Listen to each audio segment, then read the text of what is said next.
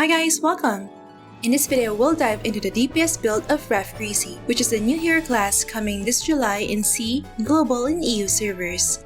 Rathgricy is a melee physical skill damage dealer that can inflict massive amounts of AoE damage over time, mainly with her feather blade that can be infused with Holy Element. She also has the ability to sustain her own health through lifesteal, damage absorbing, and damage immunity skills, allowing her to survive longer in fights. We already discussed all the skills of Rathgricy and showcased her PvE prowess in my previous videos. If you haven't watched those videos yet, I'll have them linked in the description box below. This time we'll discuss everything you need to know from stats, runes, gears, cards, upgrades, and battle setup in order to optimize your Rathgricy's damage in PvE. Alright, without further ado, let's begin. To unlock the new Rathgricy hero class, you need to reach the Tier 3 Royal Guard Adventure class and use a job change voucher in the hero class interface. First, for attribute point distribution, max out Strength and Int to boost physical and magic attack, which are both essential in increasing Rathgricy's damage. Between the two, physical attack would provide a higher damage scaling since the magic attack part does not benefit from some physical damage modifiers such as damage to large size. As an example from my character, the ratio of damage increase between 1% attack and 1% magic attack is 2:1. As for the remaining points, just put it on Vit for survivability. However, if you're using a Zenobia card in your garment, then it's more beneficial to put some points on Dex for extra skill damage. As for damage modifiers, these are the ones that can further boost your overall DPS. Reaching 200% movement speed is one of the crucial goals when building Rathgricy because of the star rune for Feather Blade of Order. Additionally, when clearing Museum Island and Lost Isle Legend, you will need around 200% Ignore Death, 80% Fen, 50% skill damage, and 50% elemental damage. While Feather Blade of Order can reduce a target's physical defense by 10%, which can stack up to 5 times, I still prefer to have at least 190% Ignore Death when clearing Museum Island and Lost Isle Legend, since the bosses have the ability to clear debuffs every half a second. But outside of Museum Island and Lost Isle Legend, it's okay to just aim for 150% Ignore Death. Up next, let's discuss the most important runes to get. For Acer Monument, activating all the nodes will grant the following stats. Notably, you can get 17% Ignore Death, 15% Holy Damage, 15% Physical Damage, 10% Penetration, and 10% Movement Speed. For advanced runes, it's important to activate the second line effect of all runes, maxing out her core passive skill to level 7. Not only will it increase the PDI and movement speed gained from her core passive, but it will also ensure 100% uptime for Valkyrie. Aside from reaching 7/7 core passive, you'll also need to prioritize aiming for a high first line value on the star rune for Feather Blade of Order. This rune emphasizes the importance of maximizing her movement speed to unlock the full damage potential of Feather Blade of Order. Another essential rune is the S rune for Command of Charge, which reduces its cooldown from 30 seconds to up to 20 seconds. Reaching the max value for this rune will increase the uptime of this buff from 32% to 50%. Next is the star rune for Flames of Pride, which lowers the marked target's physical damage reduction by up to 30%, enabling Rathgricy to inflict higher damage. Then we have the S rune for Holy Feather Judgment, which extends the disarm duration from 1 second to up to 2 seconds, preventing MVPs from attacking. This rune also affects the disarm duration applied by Call of Heroes. As for the remaining 2 runes, they only reduce the damage taken by Rathgricy, so it's a lower priority to aim for a high first line value. Just activate their second line effects to reach level 7 core passive. And then for attribute runes, prioritize leveling up the following for improving damage. Up next, let's dive into the recommended equipment set and cards. First, for weapon, Rathgricy's exclusive weapon Zealous Judgment would be the best option since it synergizes with her skills. This weapon provides up to 20% extra movement speed while attacking, which is crucial for maximizing her damage output with a star rune for Blade of Order. Additionally, its Tier 5 effect gives a significant quality of life improvement because it allows her to easily regain a Holy Snow Feather even when not moving. The crafting materials and required weapons for synthesis are as follows. Your weapon should be enchanted with Morale 4 or Sharp Blade 4 with high PDI and inlaid with Drake Star card and or Minoru Star card to trigger the inside effect. For offhand, get a Dragon Bone Shield with 18% physical damage as main equipment, since the shield type offhand is required to activate the Halo of Justice passive skill. And then for Phantom Shield, you may either use a Rasa Chain if you lack Ignore Death, or Dragon Flame Shield if you already reached the target Ignore Death. Both offhand gears should be enchanted with Armor Breaking 4 or High PDI and inlaid with Alistar card or Late King's Chess Knights card.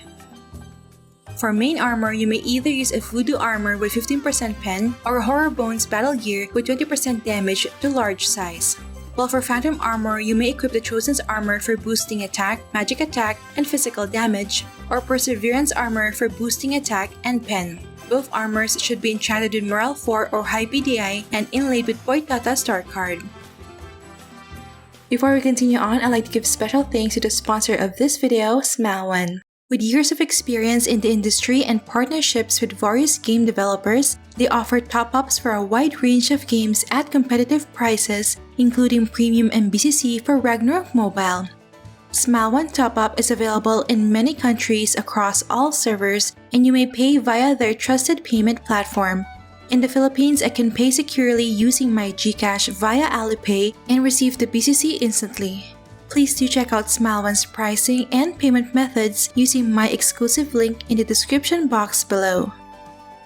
For garment, the only choice is Brave Warrior's Pauldron with 12% skill damage for main equipment and White Duke's Manteau for phantom equipment. Both garments should be enchanted with High PDI and inlaid with Zenobia card. For footgear, you may use any of the following boots, but I mainly prefer a Dragon Slayer War Boots with 6% pen. For phantom equipment, the best in slot is St. Mary's cloth shoes. Both footgear should be enchanted with the High PDI and inlaid with Moonlight Flower Star card to easily reach 200% movement speed. As mentioned in my previous video, Rathgricy doesn't need an Edka Star card since she can obtain the effects of Endure through her Valkyrie buff. For accessories, I recommend using 2 Pendant of Eugen with 4.5% physical damage as main equipment. Other alternatives are Void Crystal with 4.5% physical damage if you lack Ignore Death, or Floral Hair Clip with 15% magic attack if you're coming from Rune Master or a magic class. As for Phantom accessories, my top options are Hermit's Bundle or Cat Paw Stamp. All accessories should be enchanted with Sharp Blade 4 and High PDI, and then inlaid with Biochemistry Baphomet card or Moonlight and Drillion Star card.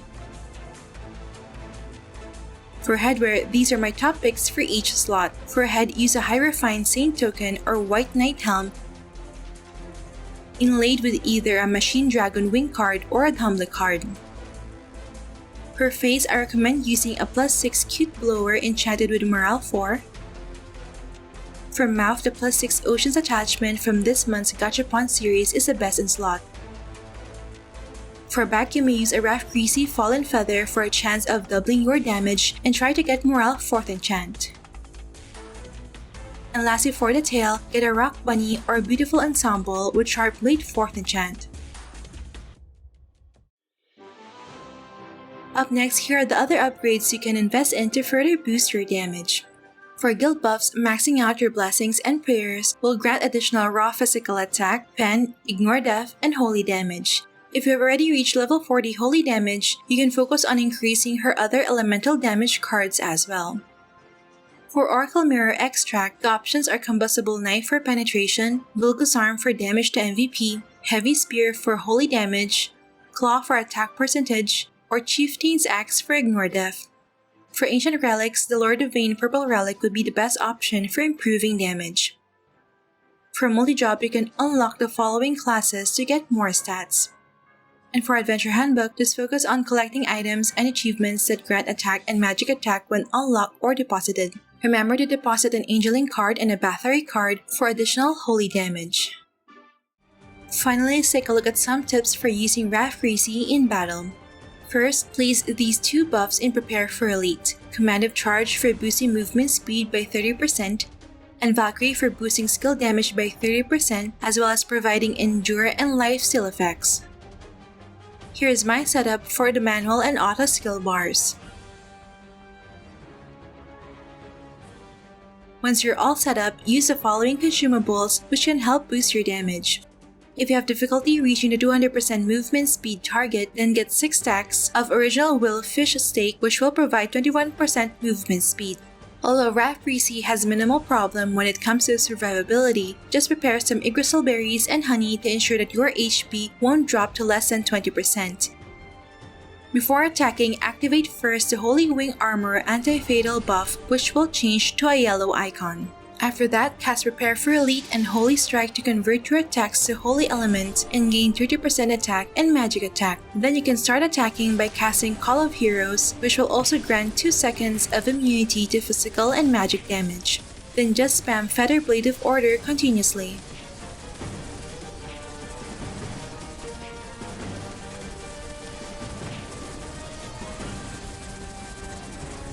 Once you have 2 or more Holy Snow Feathers, you may opt to mark the target with Flames of Pride for additional burn damage. Make sure to recast your buffs every 30 seconds to maintain your damage.